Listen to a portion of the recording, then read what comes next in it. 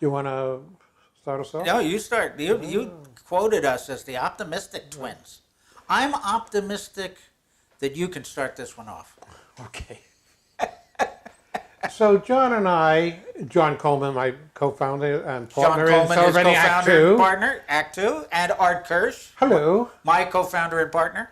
We're talking today about optimism.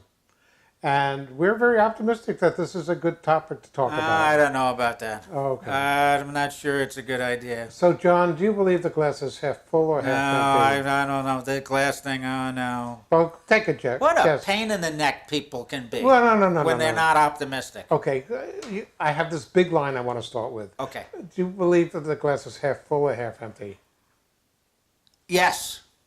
Okay. Yeah. Well, that's a great way to start it off because I'm a half full kind of glass guy, and you're a glass half full kind Now, of guy. I'm a glass is always full, and let me tell you why.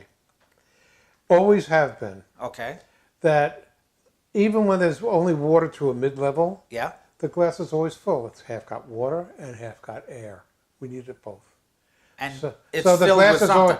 the glass is always filled with something, and so that's just the way I look at life. And call me wet, call me dry.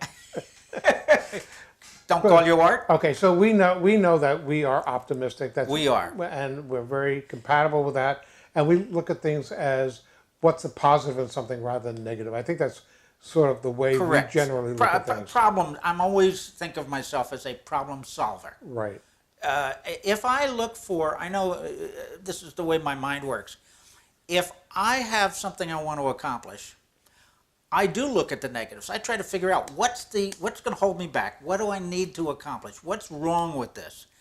But I do that as a way to find the positive. In other words, it's part of the process of moving forward. It's part of the process of being optimistic. It's solution. It's finding solutions. I think also one of the reasons why we both became producers is that it takes a lot of planning to look for all the obstacles. You bet. And you do all your planning so that you have no obstacles, and then when you get to the day of production and the obstacles show up anyway, the ones that you didn't think of, Right. You figure out how to overcome them so Yes. that you don't go into overtime, you don't lose talent, Right. You don't have to pay for an extra day on set, Sure. so on and so forth. And it's in focus. And if you're not, well, sometimes, but you're optimistic that it's in focus, or that you can fix it in post. Well, then there's prayer. If you're not optimistic, you pray a lot. Right. But we know people who are always looking at the unsunny side. Yes, And we do. It's a shame and we have plenty of things that are issues that we have to deal with. And Everybody does, sure. And so being optimistic, I sleep well at night because you do as much as you can to make things work. Sure, and you kind of look forward to the next thing instead of worry about the next thing. It's a lot less stressful. And also, just in day-to-day interactions with other people, even people that it's going to be a fleeting relationship, a server at a restaurant, Right. or somebody that you meet to, let's say, selling some wares or something that Right. you're taking a look at. Just having an optimistic view of the outcome, oftentimes there's a difference between getting a positive solution or not. At least that's what I found. Yeah, well, I always think of the alternative. What's the alternative to being optimistic? It's being pretty much sour and worried about things and expecting things to go wrong. That's not a good way to live. And the people that I know that are pessimistic, if their default demeanor is pessimism, they're usually pretty tough to be around, and quite frankly, they're not happy. It's not that I expect everybody to be a Pollyanna, but people who are pessimistic are not happy for themselves. Yeah, well, one of the most recent examples that on a project we worked together on, so we're still working on, we're an optimist that we'll get it done, is Milford Zorn's. The Zorns documentary, Here's a guy, well, we're optimistic that we're going to complete the documentary. Someday we're going to have a great documentary. Because we got a lot of footage, but here's a guy who lived to be just over 100. Yep. Started late in life as a professional painter in his 20s. Right. Rose to the top 3 or 4 people in the California scene painting world. Yeah. And even though he began to go progressively blind or have impaired eyesight because of macular degeneration. Right. He right. painted till he was 100. Yeah. In fact, he was painting in his deathbed after having given A lecture. a lecture for his 100th birthday. I know. Amazing guy. And think of the optimism that he had to be able to power through macular degeneration. A painter going blind. I mean, that's essentially what he had to deal with. How could he possibly paint? And yet, because he kept moving forward, kept progressing, and kept fighting it, essentially, he adapted, and a lot of people thought his later work was his best work. Right. And in fact, some people have referred to it more as expressionism. Yes. Okay. Yeah. Because he could see the colors and the shapes, but Right. not the clarity of the Yeah. of Well, where the lines he had ended.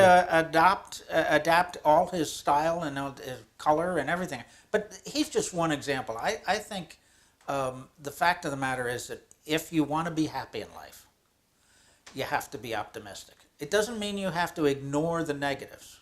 As I said, I like to examine the negatives as a way to find that route to optimism, to move forward for the positives. Right. And there are thousands of stories around this.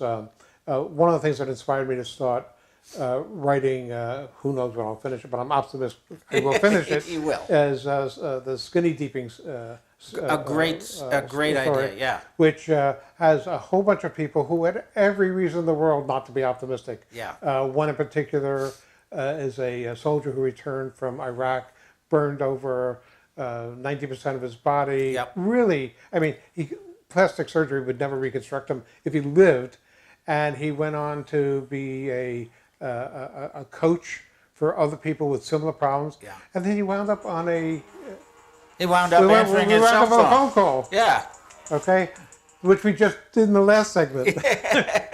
But your skinny deeping stories are terrific in the sense that they're all positive reinforcement of optimism, of no matter what the problem is, you can still move forward. Yeah, I agree. So anyway, we are before you, because Before- I could see you were just about to say goodbye, and we're not going to say well, goodbye I was yet. saying goodbye to you, not to the audience. I was going to say John has a phone call to take. No, I refuse that. So this one quote sticks in my head, and I don't know who it's from. I know it's supposed to be from a current self-help guru, but I think it's much older than that. And it is, whether you think you can or whether you think you can't, you're right. And that's, to me, that's a great mantra, if you will, that says, you know, our attitude really is what pushes us forward. If you don't think you can do something, of course you're not going to be good at it, or you're not going to want to do it, or you're not going to do it well. And I think attitude and optimism is really important. Now you can say goodbye, Art. Well, I'm not going to say goodbye yet because I want to say that I am optimistic that you and our audience are not only going to subscribe to our YouTube channel and perhaps binge watch these dozen or so vlogs that we have, but you're going to tell your 1,000 closest friends to come and take a look at these vlogs as well. Oh yes, please do, and tell us what you think, what you'd like to see more of, or less of. Yes. Which is okay. I'm optimistic we won't get too many of those. But anyway, look for Celebrating Act 2 on YouTube, which may in fact be where you're seeing this. Remember to subscribe. Also, as you can tell, our research department is a little bit shallow. So if you want to join us and be our research before we go on the vlog, we would appreciate that. And if you want to give us money to help do our pilots, call us as well. Anyway, with that, I say thank you for joining us, and I hope that you'll join John and myself On Celebrating Act 2. Thank you very much.